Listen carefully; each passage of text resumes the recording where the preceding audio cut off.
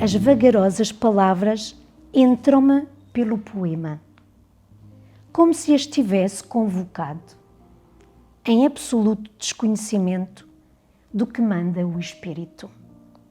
Elas surgem-me peregrinas, despidas, muitas vezes de roupas de falsos sentidos, e acolhidas, no amargo do seu peso e voz, ocupando-me as linhas do texto como coloridas meninas loucas. Então, abro-lhes a porta e recebo-as sem qualquer sinal de desconforto e dou-lhes a vestimenta necessária para as proteger das ondas de frio que me assaltam quase sempre a casa, e deito-as serenamente na mesma cama, onde espero Morfeu no seu vão cortejo. Não preciso contemplá-las de perto para as descobrir nos seus mistérios, apesar do breu em que se envolvem e das máscaras a tapar-lhes o rosto com o secretismo da sua identidade.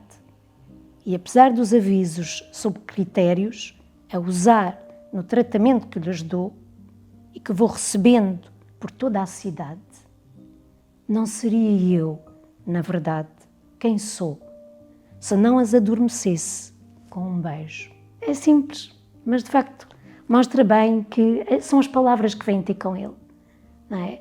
E ele vai revesti-las e deita-se com elas, não é? A carinhas e faz delas um poema. Ele vivia tudo intensamente. Tudo o que eu escrevo que estava à sua volta é porque ele via, digeria e depois criava. Libertava-se e criava-se. Como todo poeta que cria, liberta-se. É uma obra particularmente marcante. Eu creio que nós podemos dizer que o José António é o poeta da Madeira. Nós podemos falar de outros, e até com projeção nacional e internacional, mas quem melhor cantou e contou a Madeira, quanto também foi o José António Gonçalves. Eu acho que o José António Gonçalves era um homem com uma sensibilidade enorme. Enquanto a Maria Aurora é muito mulher da palavra dita, eu do José António Gonçalves tenho mais o sentir da palavra escrita. Era uma pessoa com convicções, que tinha também o poder da palavra, pelo menos do meu ponto de vista, e era uma pessoa que dizia o que pensava, o que queria. Já António Gonçalves entrou na redação do Jornal da Madeira muito jovem, onde ele também estava e o meu pai estava.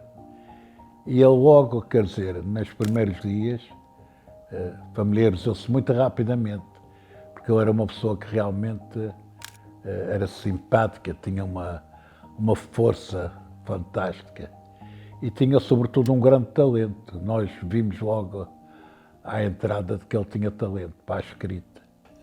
E a nossa relação foi muito a partir de uns primeiros contactos de um grupo que ainda antes do 25 de Abril se juntava informalmente no Ateneu Comercial do Funchal.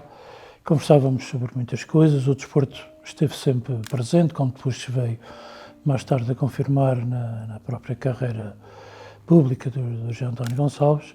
Foi presidente da Associação de Desportos da Madeira, num período em que eu era presidente do Instituto do Desporto e, portanto, a nossa relação também se construía a partir daí. Embora o José António Gonçalves foi sempre alguém fora da moldura, não era? Eu sempre gostei de escrever e sempre escondi o que escrevia. Até que em 2003, a Junta de Freguesia de Santa Maria Maior, portanto começa um contexto pequenino, mas muito importante, lançou um prémio literário, o Prémio Castilho. Eu concorri, o presidente do júri era José António Gonçalves, que me deu o primeiro prémio e que me disse: nunca deixe de escrever. E se o José António Gonçalves me dizia: não deixe de escrever, eu comecei a escrever e deixei de guardar tanto aquilo que eu achava que tinha pouco valor, não é? E há sempre um momento em que, quando se escreve alguma coisa, temos que ter aquele lado de coragem de mostrar a alguém, porque muitas vezes escrevemos, ou as pessoas escrevem e guardam, não mostram a ninguém. Mostrei ao José António Gonçalves.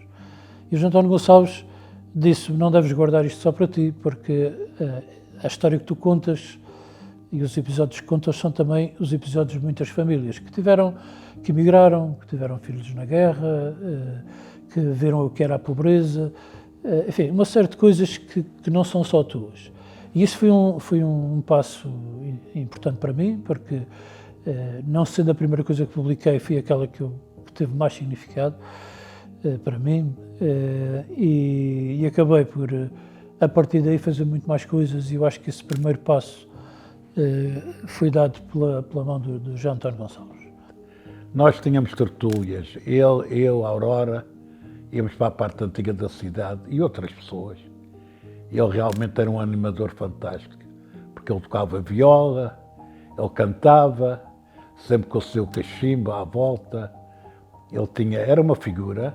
O prazer da poesia, da palavra, da leitura, foi o facto de um irmão mais velho que era seminarista, se eu percebi bem, que lhe facultava livros e ele lia e tinha gosto na leitura.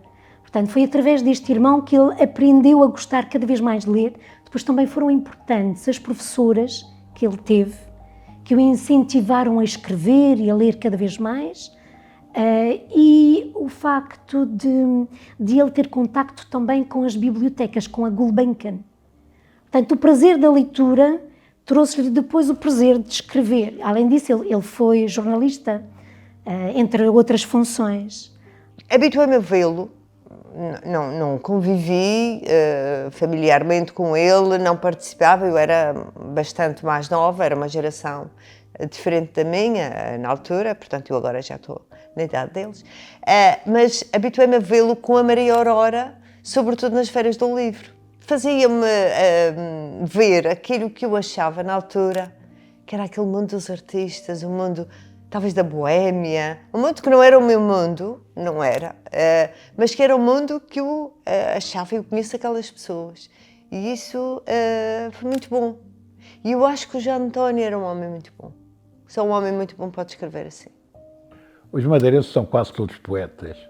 E costumo dizer que eles estão sempre enamorados, não sabemos bem porquê, mas estão enamorados sempre. Estão sempre apaixonados, é uma coisa interessante. É uma poesia inspirada, livre. Ele não usa a rima, não está muito preocupado com os formalismos poéticos. Portanto, ele escreve através da inspiração. Pelo menos é isso que se nota quando se lê em poemas de José António Gonçalves, nota-se aqui uma certa liberdade, uma paixão pela palavra. E depois também que qualquer assunto pode ser alvo de poesia. O adjetivo na obra de José António Gonçalves é algo extraordinário, que eu acho que mereceria pelo menos uma tese de mestrado em que alguém se debruçasse sobre aquela obra, que a lesse, que descobrisse toda a adjetivação que está naquela obra e fizesse disso uma das referências da literatura produzida na Madeira. Tenho muitas saudades dele porque ele faz falta na cultura madeirense, faz falta como personagem da cultura madeirense. Mas ele tinha muito vontade de mostrar que havia traços muito particulares da nossa forma de escrever também. E a poesia dele, sobretudo a poesia, passa muito essa ideia. São metáforas muito ilha, muito terra, muito mar, muito amor, muito gente. E isso eu apreciava muito no João António Gonçalves. E quando ele morreu, eu estava na Índia.